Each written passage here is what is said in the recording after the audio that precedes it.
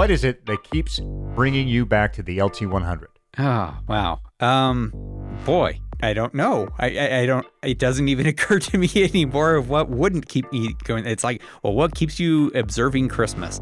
There's a lot of things I love about this race. It is long, it is climby, it is not super duper technical. 3, 2, 1.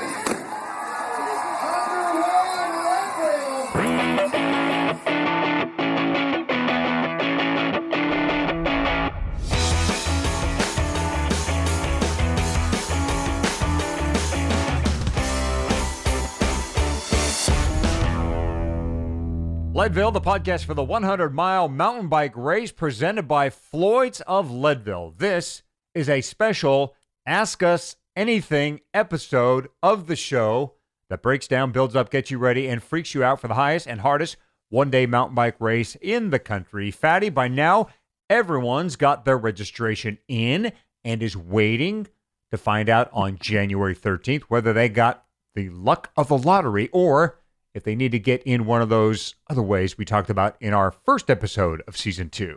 Yeah, Hottie, this is kind of a tense couple of weeks for hopefuls while we wait to find out whether we got in by lottery or whether it's time to start planning out Plan B, whatever Plan B might be, whether you're going to take out your own personal Tour de Qualifiers, for example.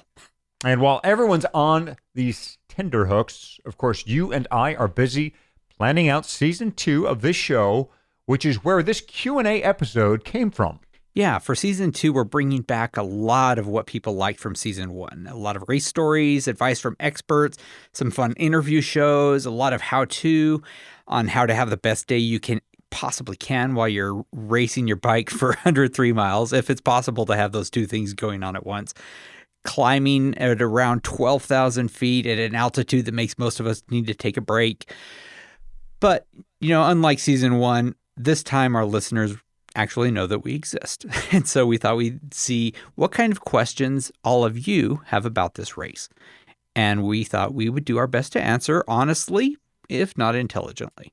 Yeah, we got a lot of great questions over Facebook and Twitter, and we're going to get to as many of them as we can on this episode. Yeah. We won't be able to get to all of them, and in fact, we won't get to some of the best questions at all because that'll take a little more time and detail than we're going to be putting into this particular show. Yeah. Luckily, we still have plenty of time and shows to dig in, and we're nerdy enough that we are not going to ignore any good questions. So before we even begin, let's remind listeners, you can always ask your questions in all the places you would expect to.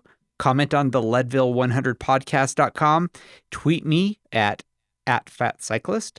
Post something for us at Facebook or over on the Leadville 100 MTB participants group, or you can text us at 719-453-1514. That is a Leadville phone number. We always love hearing from our listeners. It's nice to know we're not just talking to ourselves here. Although we do that too. Yeah. So let's get to some questions, Fatty. Let's start with Brent Goldstein. He writes, what major changes did you implement in your training to take you from a 9 to 10 hour guy to a low 8 hour finisher? So I should correct Brent and say I wasn't just a 9 to 10 hour guy. I'm more like an 11-27 hour guy at one point. But I wanted to have this question as our first one because it's a biggie, obviously. It wasn't until my 16th try, Hottie, that I figured this race out.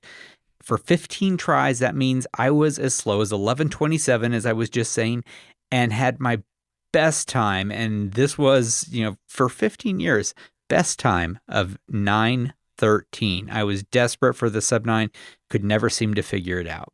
Then one year I made 3 changes, and that dropped me to an 8:18, almost exactly a full hour faster than my previous best.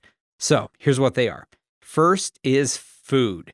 I went from being a guy who ate sandwiches and soup and stuff that you chew to consistently eating every 30 minutes, 100 calories, and drinking probably another 50 to 100 calories every hour or so. In other words, 300 calories per hour with almost always something in the pipe.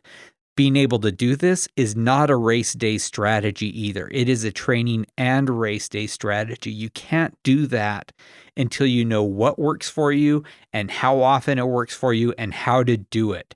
So that's the first one, food, getting so that you always have some nutrition in you and not eating in surges, so to speak. Second one was eliminating downtime.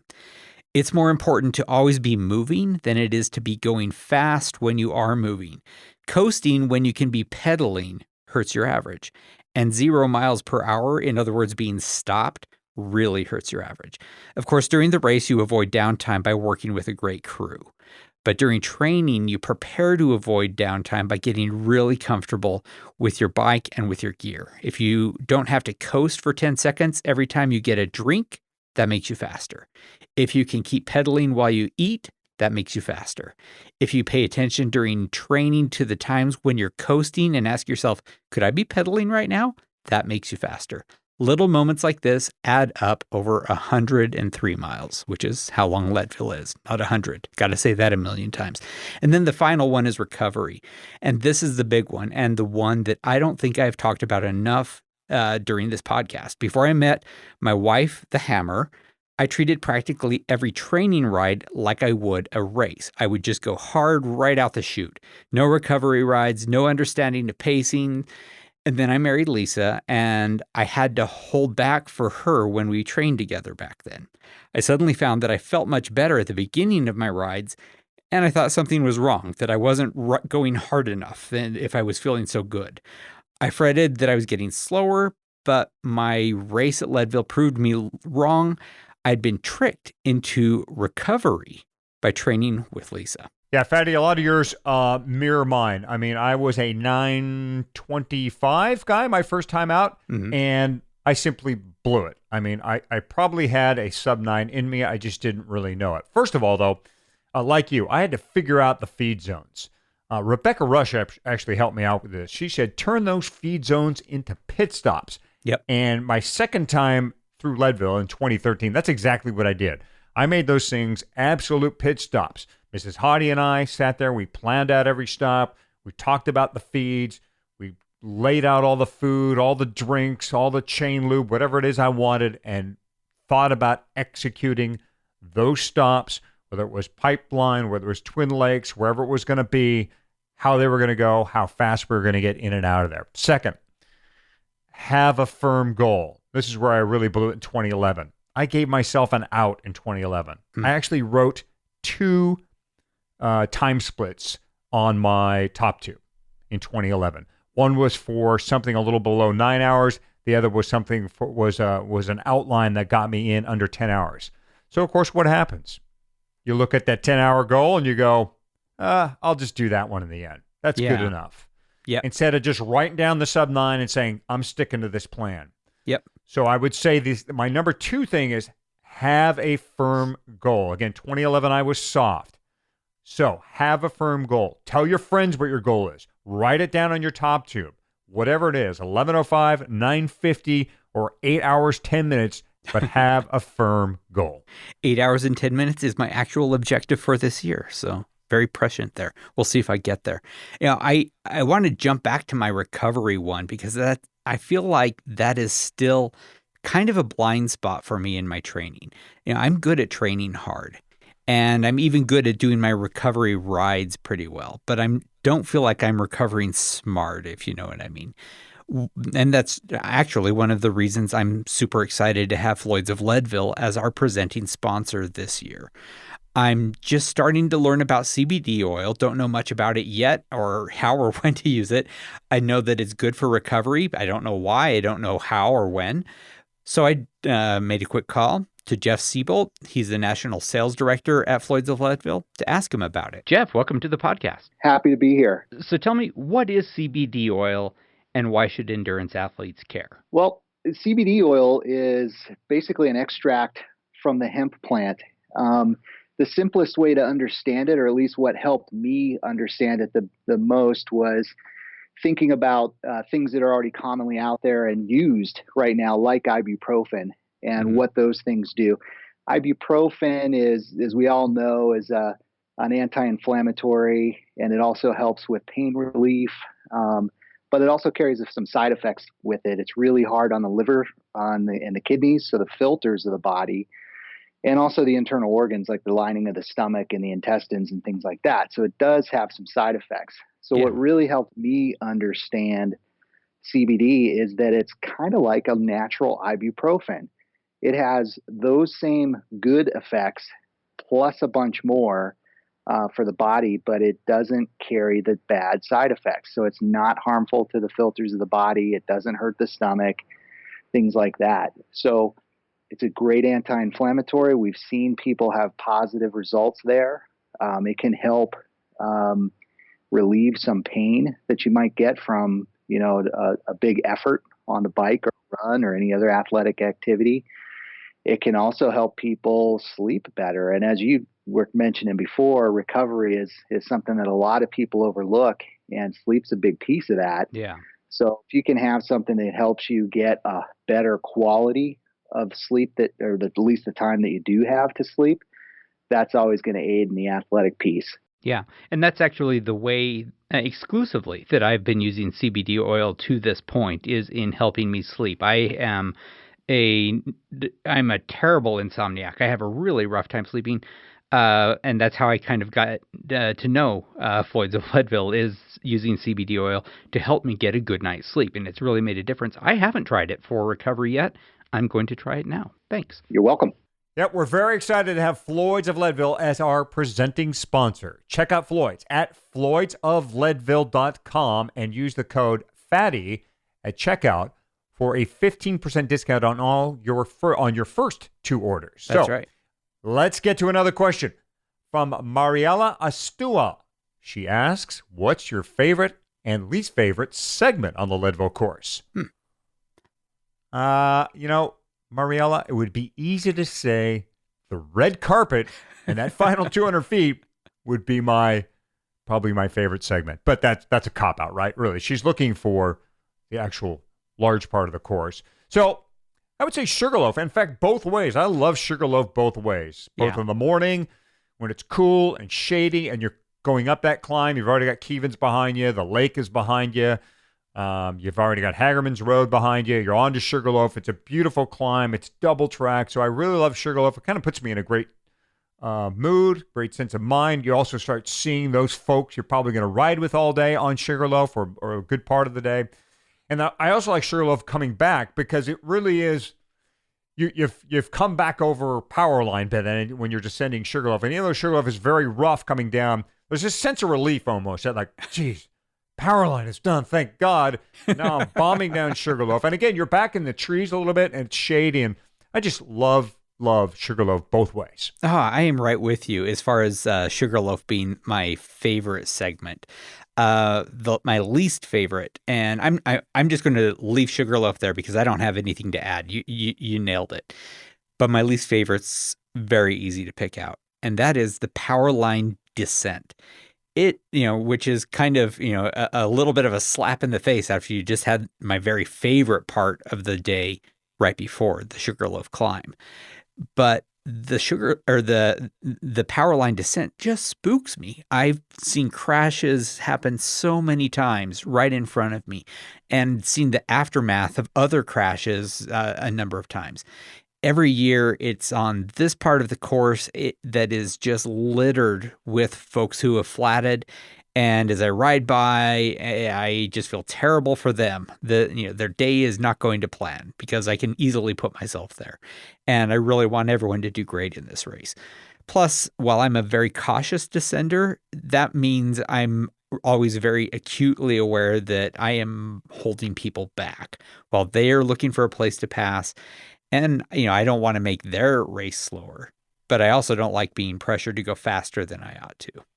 Yeah, Powerline, I actually don't mind the lower section where all the ruts are. It's the upper section that kind of has always spooked me a little bit. So I'm kind of with you on that. Powerline, the upper part of Powerline's the area where I get a little queasy in the morning. So, but have you ever flatted going down Powerline? No, I personally have never flatted on Powerline. Knock on IKEA wood here. without jinxing myself, hopefully I never will. I don't want to ever flat on Powerline or anywhere else, but I think I have to worry about it a lot less than I used to, thanks to my Envy M525 wheels.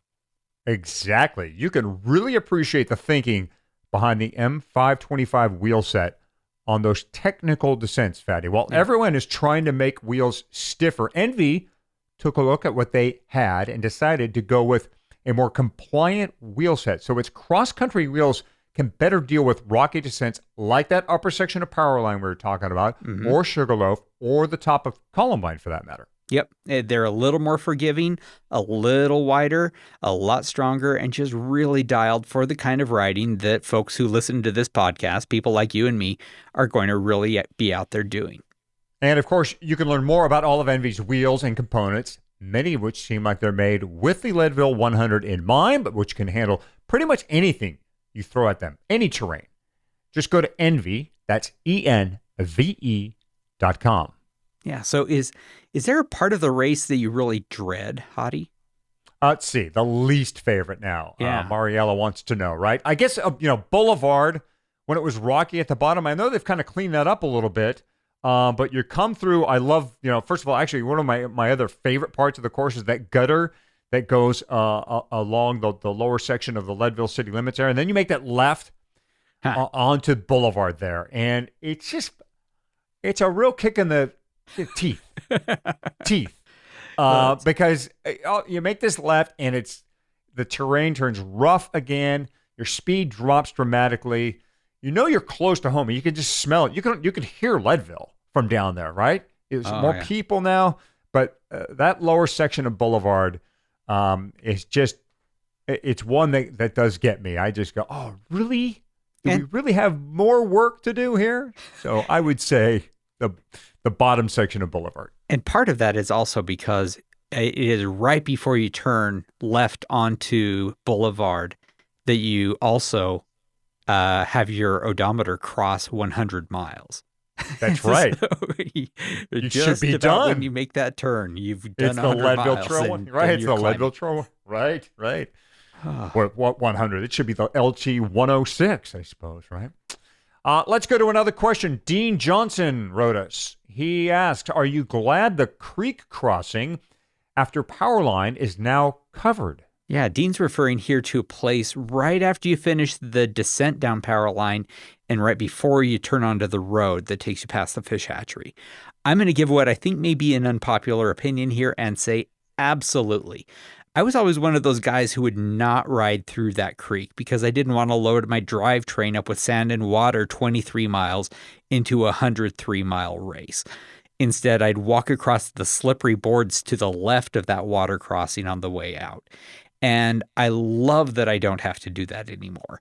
And I do not care in the least bit that I'm losing the nostalgia of this kind of famous, well-known creek. It was famous from the race movies. I'm glad to see that go. I think I only rode there once when the creek was in play. Maybe 2 years. I can't quite recall, but I took the little route around the creek. You could go into the trees, and I think some of the volunteers would lay boards down or some way to get over the creek by cutting into the trees real quick. Yes. And there's barely room for your handlebars. There used to be barely room for your handlebars to squeeze through some of those trees, but you could get through there and stay on your bike, hopefully. I've seen people go down trying to ride through that and go down hard. So yeah. I kind of like the creek. Yeah, I guess for the nostalgia reason. Of course, unless there were people in front of me, then you're forced into the trees, and then it kind of got backed up. Right. So this actually goes to a larger question, Hottie, of whether we should be glad or sad for any course change. For example, there used to be a section of single track connecting the May Queen pavement to the Hagerman Dirt Road. It was just about a quarter mile long, and it would back up so that you had to walk the entirety of that, and it was a slow march, too. I don't know if you ever rode that as part of the race. I'm super glad that is gone because I have terrible memories. It was like a nightmare where you're in a race and you have to slow walk because that was what was actually happening. I was standing there losing tons of time just doing this slow march. Everyone's getting anxious, and this whole segment, it has this long line of people doing the same thing. So glad that that is gone. On the other hand, I was kind of disappointed when a single track section was added between Pipeline and Twin Lakes Dam, because I always had fun dropping down Clavicle Hill. Although I assume that the guy that Clavicle Hill was named after doesn't miss that drop at all. But at this point, I've done the single track often enough that I'd be kind of bummed if that were eliminated. I guess my point is, courses change, races change, and I say don't get caught up in nostalgia and the past so much that you can't enjoy the present the way the course is. Mm-hmm. Okay, we've got a few bike selection questions now. Let's hit a few of them. Rubicon13 asks, which bike do you recommend for a first-timer, hardtail or full suspension? Yeah, I think first-timer is a red herring in this question, Hottie. First-timer can be an expert downhiller, or it could be a roadie, just like a 20-timer like myself. Could be a great descender, I'm not, or could be more, someone who has good power and is not technical. So let's recast that question to say, who should ride hardtail and who should ride full suspension? What would your answer be? Boy, who should ride? Well, how about a rigid single speed? Who should ride that? That would be you, of course. Look, I always say go with the bike you know. I mean, if you ride a full suspension most of the time, go with that bike. If that's what makes you feel comfortable, I mean, go with that bike. Don't let the race dictate your equipment choice, especially considering how good both of these types of bikes have become. They're a lot closer than it used to be. It's a lot closer call. So yeah, I don't know that I think you just have to go with the equipment you feel most comfortable with. Sure.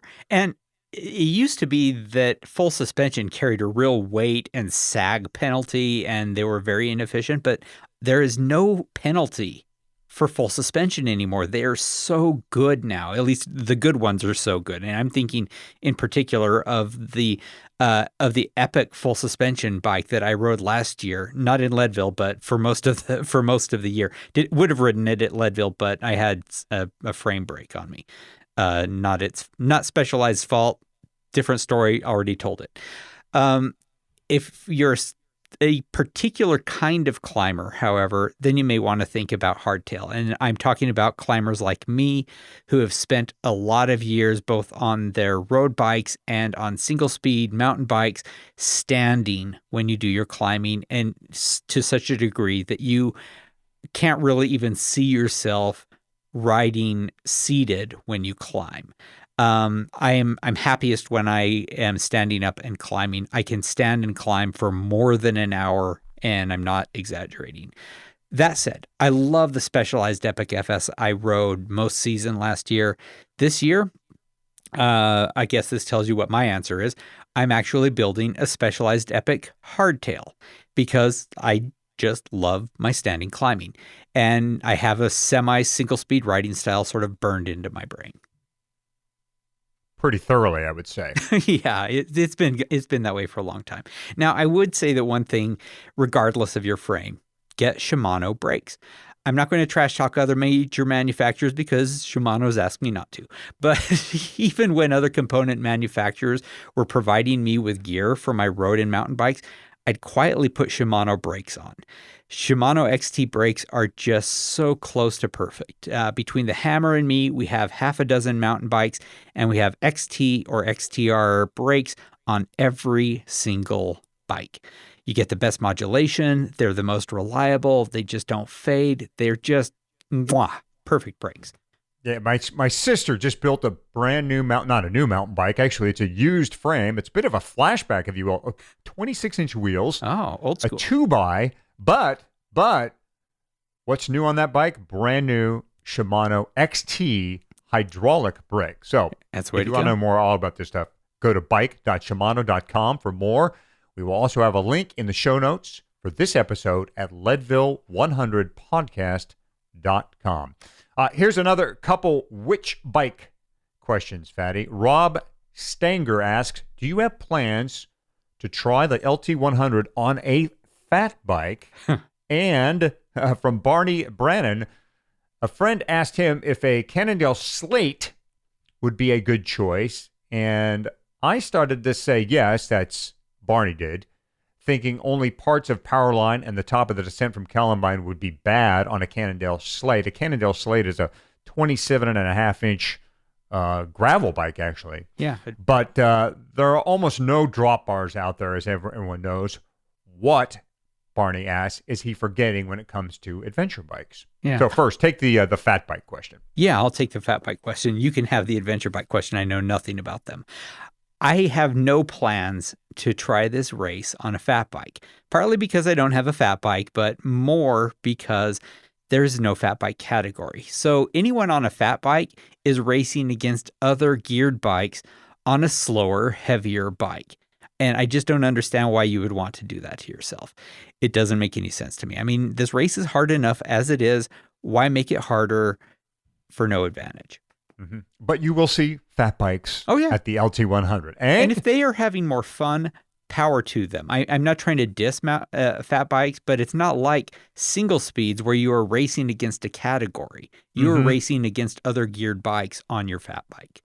And the same for drop bar bikes. So you'll see fat bikes. You'll probably see a drop bar bike or two at the LT100. I'm intrigued about the use of that equipment at the LT100. Haven't tried it, but I think it's an interesting choice. Those bikes would rip going out of town. I mean, you would just slash right out of town on the pavement, no doubt about it, and all the way to Keevens. And even on that lower section of Keevens, you'd be great there. The climb would probably be fine going up Keevens as well. Around the lake, again, when you come back on the pavement, headed towards Hagerman's, great. You're going to be killing people there. Between Powerline and Columbine, and going up most of Columbine, probably again drop bar bike is going to be great. It's probably just going to be a little firmer. In other words, it's going to respond to your pedal inputs just a little bit better. Obviously, it's going to be lighter, and you're going to have you're going to have some of that aero advantage. You can just be able to go right into the drop bars and get down lower, which is going to pay dividends. But then there's all the rest of that course, and whether the rider has the upper body to handle the rocks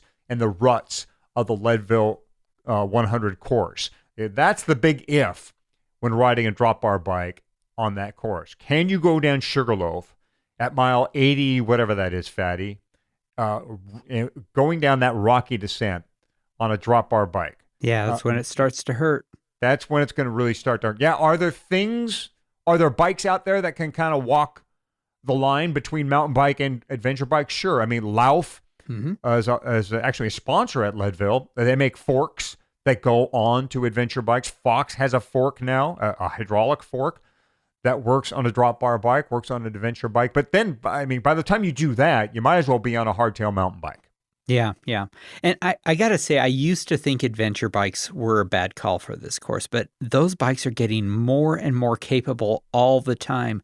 And there are a lot of the chunks of this course, the ones you described, really, that seem like they're just custom made for an adventure bike with a Lauf fork. I think we're going to be seeing more and more of those, honestly. And I think we're going to start seeing some people put in really good fast times. You just have to be ready for the 3 rocky descents. That is Powerline, the top of Columbine, and then Sugarloaf on that kind of bike. You know, if that is a bike that you are considering doing, what I would encourage is, you know, when you go out to Leadville, and assuming you're going out a week early, bring your mountain bike, bring your adventure bike, your drop bar bike, and try it on a pre-ride.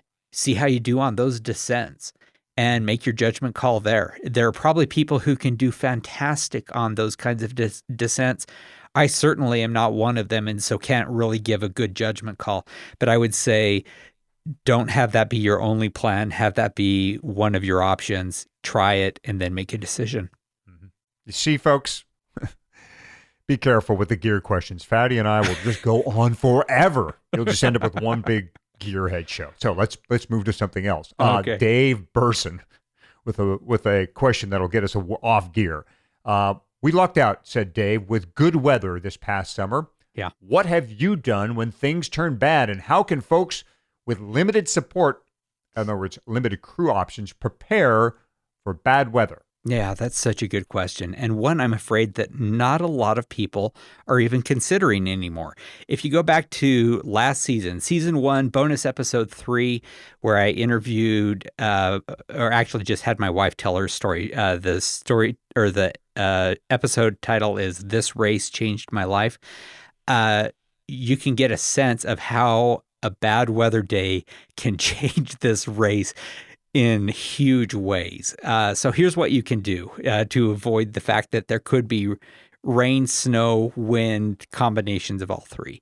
First of all, have bad weather gear in every drop bag, and you have drop bag options at the fish hatchery, or rather at the pipeline aid station, at Twin Lakes Dam, and at Columbine. And everyone should have one at Columbine because there is no crew there. So have a bad weather gear at Columbine, no matter who you are and how much crew you've got. Next, here's what goes in that. Or in addition to your bad weather gear in drop bags, have in your seat bag a jacket, a small packed up jacket, surgical gloves. Those are super nice. You'd be amazed at how much heat and warmth those things will provide on a rainy, cold day. And a shower cap from a hotel room in your seat bag. You just pack those right in.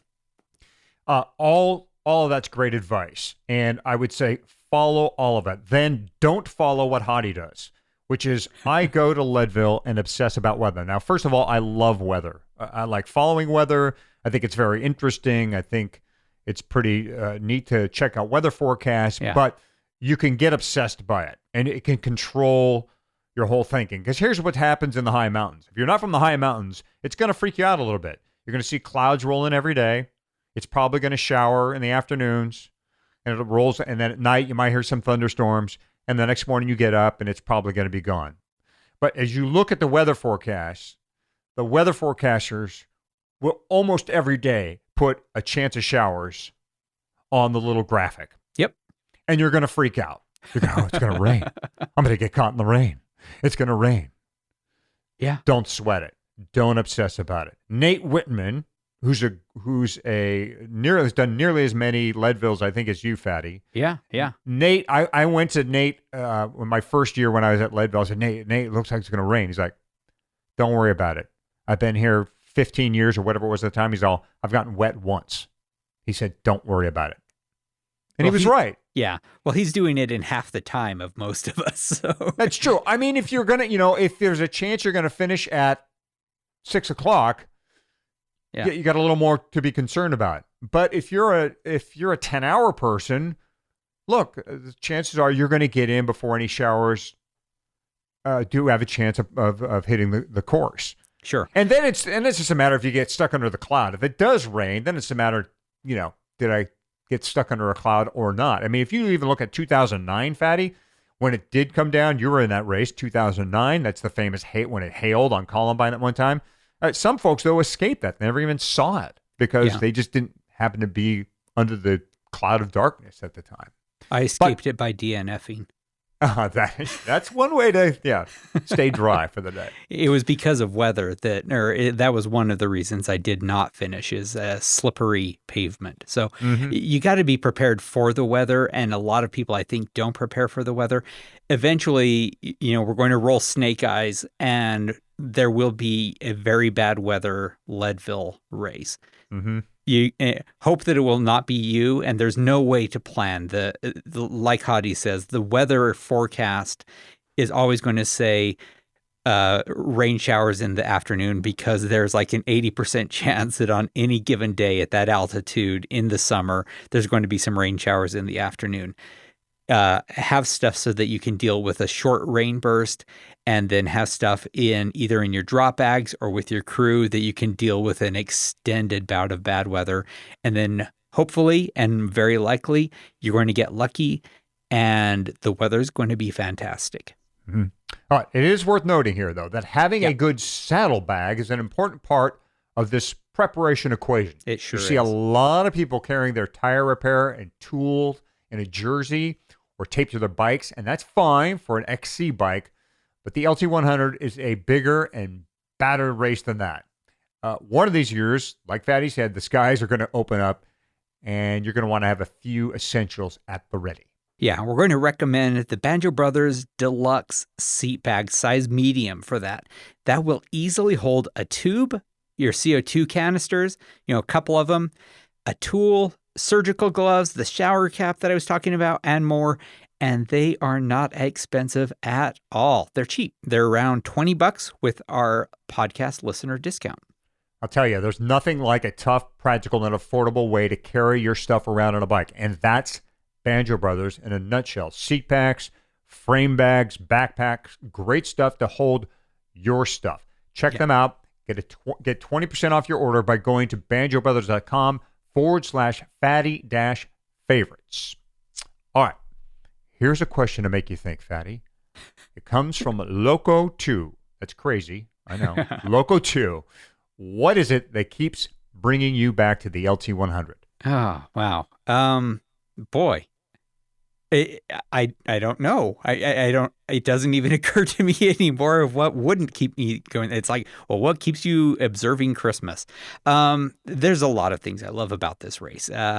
First of all, it is the kind of race I love. It is long. It is climby. It is not super duper technical. I love the town it happens in. I mean, I love just wandering up and down the main drag of Leadville.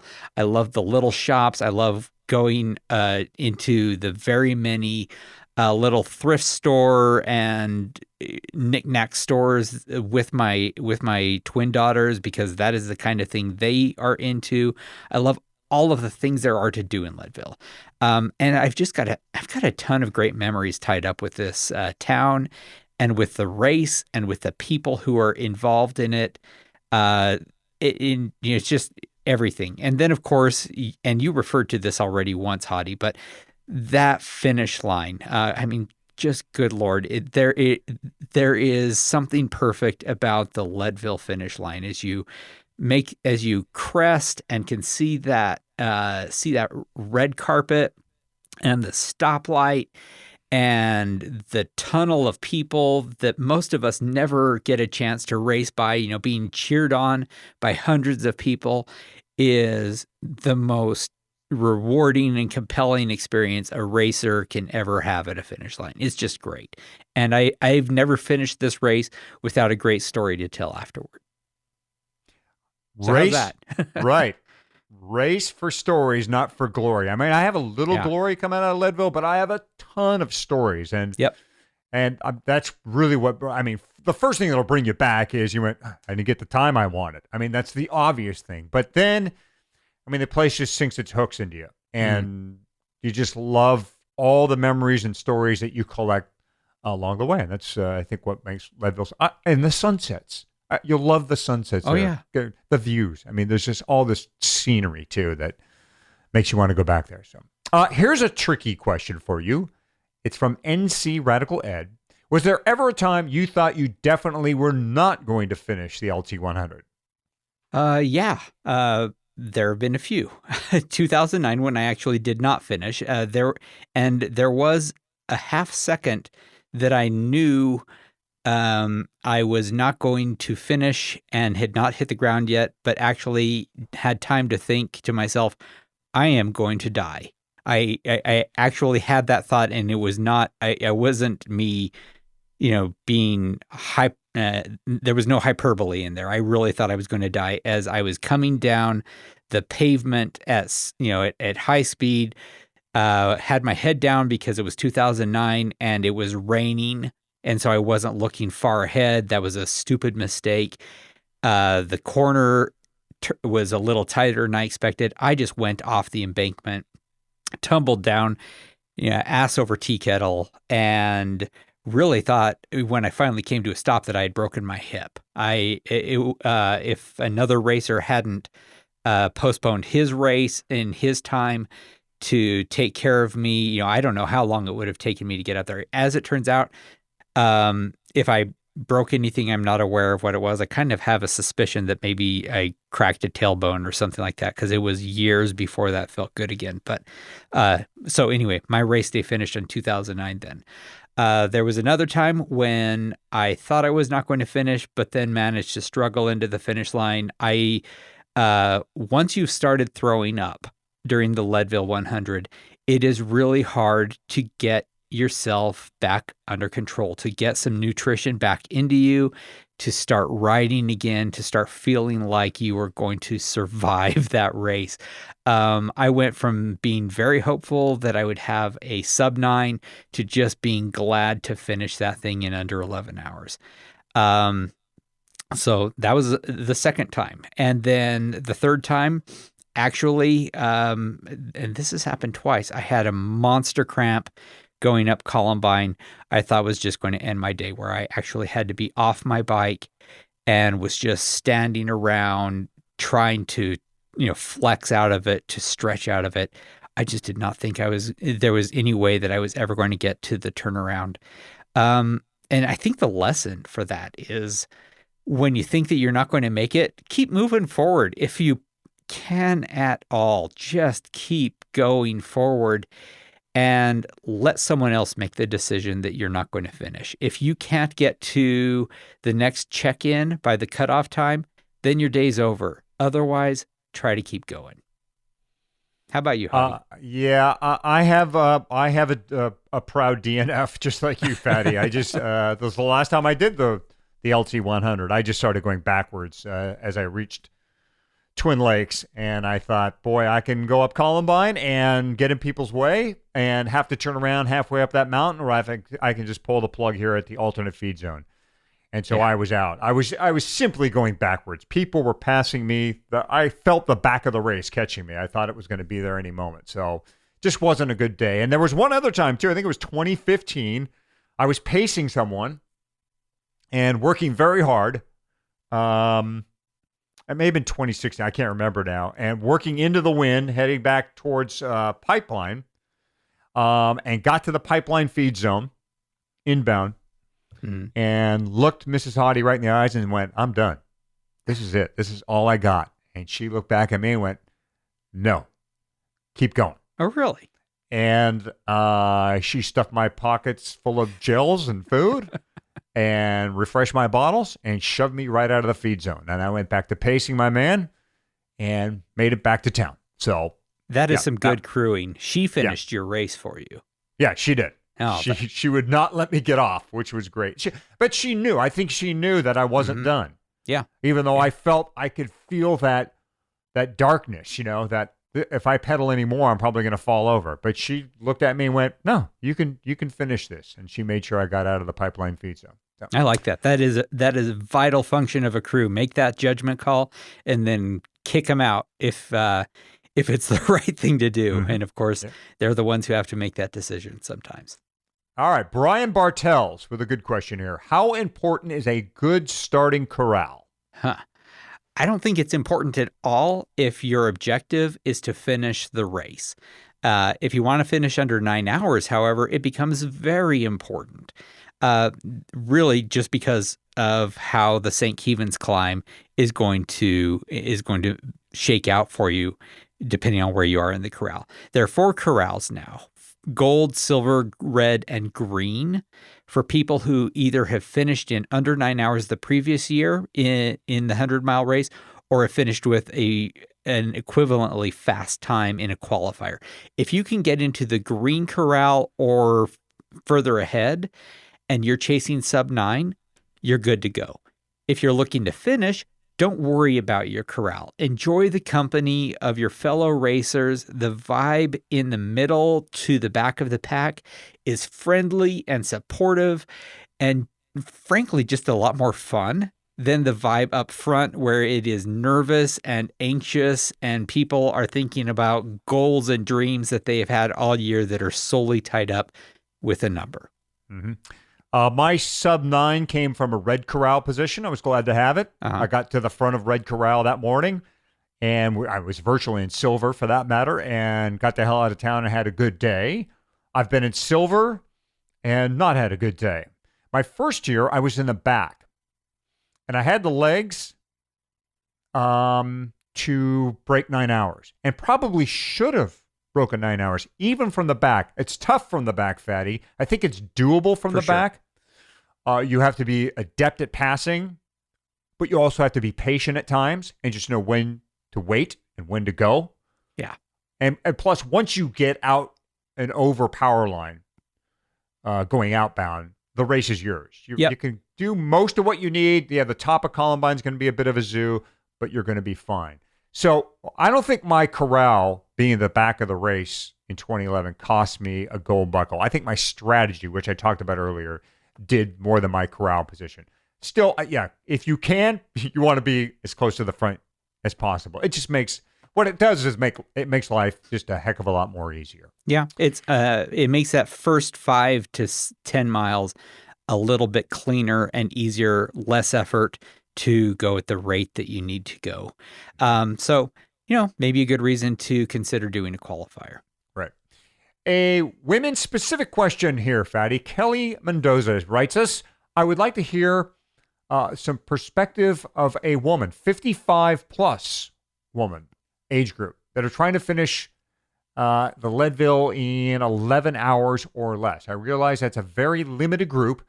She says also that her husband is going to try to qualify, and they're both going to try to qualify on a tandem this year. How do the tandem teams train for the LT100? Okay, so we put this question in just to show that we are perfectly willing to hear a question that we are fully unqualified to answer. Right. Neither of us are women. I'm not 55 plus for another couple of years. I'm not exactly sure of what your age is. I think you're a little younger than I am, or real close to the same age. I have no experience riding a tandem. I rode a beach cruiser tandem a couple of times. However, I did ask my wife, who is 50, which is only half a decade off the 55 plus crowd, what she thought would be good women specific advice. And you know what? She pushed back pretty hard on me. She said that men and women start jumbled into the same corrals. And she says it's just really not different for women in any way that she sees significant. I said, sure, but what about the way guys tend not to work with women on the flats and try to be aggressive in the way they pass women on the descent, stuff like that? And she said that that's no different in Leadville than it is on any ride she does any day of the week. So, stuff that women are already used to, that, women are already used to guys being jerks on bikes. Are we? Some guys are definitely, especially Yes, during we are. races. There's some racing sexism that definitely happens where men get a little aggro. And Okay, a real world question for you now, Fatty. Yeah. Brian Keith Bartels asks, how do you balance demands of family, work, etc., and still have time to train? You get up early in the morning. This morning I got up at 4:30 and spent 2 hours on the trainer. No magic there. Yeah. It's real simple. I just I train during the time when I'm not needed by someone else. Yeah, I don't have the family demands that you do. I've certainly, had to work around work and get a Leadville training schedule in. I would say make the most of your weekends or whenever your time off is, Yep. if it's weekends or whatever. Make the most. Those should be your real focus days. You really want to gear up for those days. That's obviously when your long rides are going to be. So my strategy always is, my Monday through Friday schedule, I'm talking about my workout schedule, my riding schedule, kind of stays the same. I don't try to ramp up too much or alter those rides too dramatically. I might add a effort here or a couple extra miles here, but not a lot. I try to lump most of that into the weekend where I have more time. There's a little more flexibility involved. So I try to do all the addition, as you're building on those weekend rides. And then I would say, and Jonathan's going to really help us as the season progresses here. Mm-hmm. Jonathan Lee, our resident trainer, he's going to really help people who have, struggle with time. But one of the things I'm sure he'll say is give every ride a purpose. In other words, no Yep. junk miles. So if your schedule is tight, if you have a lot of family commitments, work commitments, you really got to focus in on every time you get on the bike, have a purpose. Know what that ride's about. Don't just go out and wander around on your bike. Say, okay, this is another Leadville training ride. Even if it's a recovery ride, say, this is an hour and a half recovery ride. I'm going to ride at zone 1 for an hour and a half. This is a day I'm going to go out and do intervals. So have every ride should have a purpose, and that should help you at least make the most out of your Leadville training. And then, be great with your family too, Yep. hopefully. Wise words. Yeah. Okay. Let's close this out with a couple of questions from our good friend, Rohit Berry. Do I pronounce his name right? Yep, you got it just Rohit? right. Ah, perfect. He asks, when is it easy to go too fast and when is it easy to go too slow? Also, are you really cursed if you say I'm going for 9 instead of I'll go hard and see what happens? Okay, I'm going to answer the last part first. There are superstitions in racing, and that is one that I have tried consciously to avoid. I will tell people what I am shooting at. In fact, during this podcast, I went out and said, "Yep, I'm shooting for 810 this year. That is what I want to get." So, I think that there's anxiety about revealing what you want to do, and maybe I just jinxed myself. Who knows? Anyway, I will say, for the first part of your question, when is it easy to go too fast and when is it easy to go too slow during the Leadville 100? I'll say it's easy to blow yourself up from when you get on the pavement after the power line descent and when from there until you get to Twin Lakes Dam. There is generally a pace line going on there and you want to jump on one, and I have gotten on trains that are too hot for me a few times, and the speed ramps up and people start pulling harder and harder, feeling like they want to be an important contributor to the team, and it gets too fast for what I am able to do and what I feel I ought to be doing. And the thing is, though, it's difficult to pull out and let it go because, there is definitely a benefit from working together. But if you're in the red, you've just got to let it go. There's going to be another one close behind. Mm-hmm. I would say on that paved section, and obviously Fatty and I agree, that's a spot where you can really blow it. But on that paved section, I mean, definitely take your turns. If you get to the front, do your pull, and get out of the way. Don't sit there at the front all morning and drag them all the way to the pipeline feed because you're just going to mess everything up. Because remember, we're talking about this paved section here. That's the section that's going to get you to the pipeline feed. You're not trying to get to the pipeline feed at the Leadville 100 outbound. You want to get back there inbound in good shape because that's where the race starts. It's right there. So you can really blow this race anywhere over this first 80 miles.